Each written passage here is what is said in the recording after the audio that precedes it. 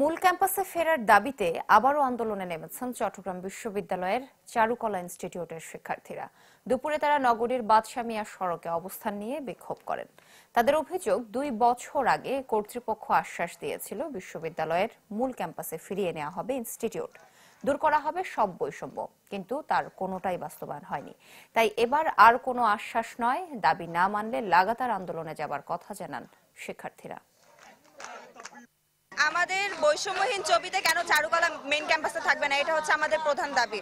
আমরা মেইন ক্যাম্পাসে ফিরে যেতে চাই। সবই সমস্যা, খাবার পর্যন্ত সমস্যা, টিচার সমস্যা, আমাদের ঠিকমতো ক্লাস নেওয়া হয় না, ক্লাসের মার্কিংয়ে ভুল আছে। আমরা যেটা বলতে চাইলাম সেটা হচ্ছে, তোমরা আন্দোলন করো, এটা একটা ডেমোক্রেটিক স্পেস, বিশ্ববিদ্যালয়ের শিক্ষার্থীদের নিজেদের দৃষ্টিভঙ্গি নিয়ে আন্দোলন হবে, সেটা খুবই স্বাভাবিক এবং সেটা হওয়া উচিত।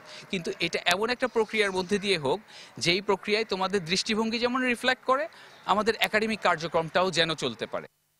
বছর শেষের খুশি নগদে হবে বেশি। নগদ পেমেন্টে নির্দিষ্ট ক্যাটাগরির কেনাকাটায় 300 টাকা পর্যন্ত ক্যাশব্যাক।